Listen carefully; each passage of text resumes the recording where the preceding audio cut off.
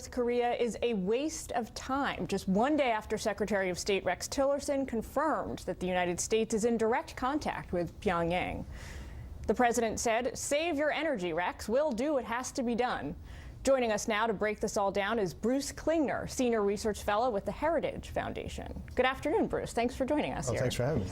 I want to get your reaction to this tweet, first off the bat. Is this apropos of something that Rex Tillerson said yesterday, or is the president just sitting around thinking about this? It's all a bit confusing. Earlier this week, National Security Advisor H.R. McMaster said we don't have contact, or the U.S. government doesn't have contact with North Korea. Shortly after, Secretary of State Tillerson said we have 3 different channels undefined.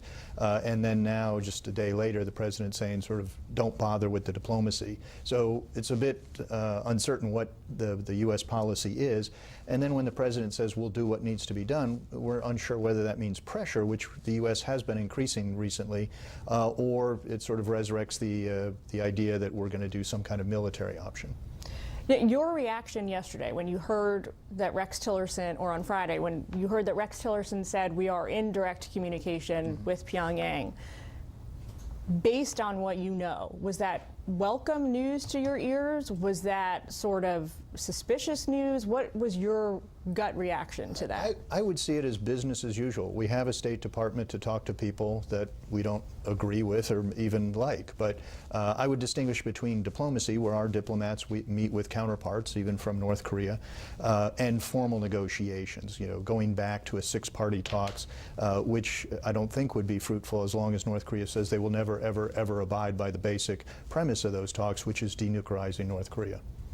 Well, the North Koreans may insist that they would never be party to something like that, but at the same time, the president, the Secretary of State, and their spokespeople, all in their own way over the last week, let's say, have been indicating that is something the president is actually, that the U.S. government is interested in. And at the same time, we now see the Europeans agitating for talks. German Chancellor Merkel has sort of been a little bug in the president's ear, pushing him in that direction. The French, the British have all weighed in generally in favor of this. What's your over-under on whether some kind of official multi-party talks are going to happen in the next year?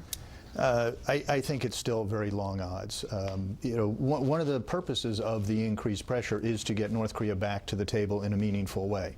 So similar to the strategy to get Iran back to the table, whether you like the deal or not, it was the pressure along with leaving open the door for diplomacy that got Tehran back to the table. So we're using the sanctions not only to enforce our laws, enforce the UN resolutions, but also to put in place measures that make it harder for North Korea to import and export items for their prohibited nuclear and missile programs. And the sticking point on those sanctions, the latest round passed by the UNSC, we're hearing were the most robust set of sanctions ever passed against a foreign nation of any stripe.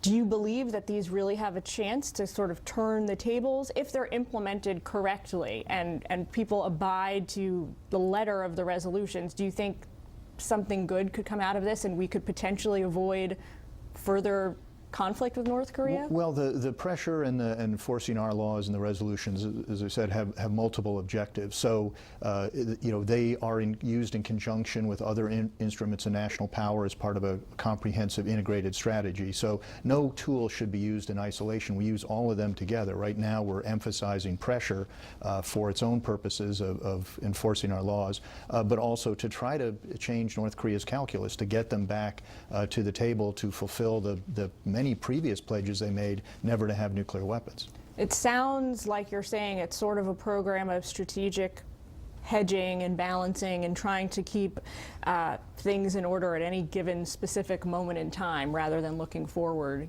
months or years at a time. In a nutshell, is that right or wrong? Well, I think it serves a number of near-term as well as long-term purposes. So we're trying to alter North Korea's behavior. In the meantime, we're trying to get them to abide by their commitments in the UN resolutions. And in the meantime, we also have to have sufficient defenses for ourselves and our allies. Well, Bruce Klingner, thanks so much for joining us. Well, thank you for having me.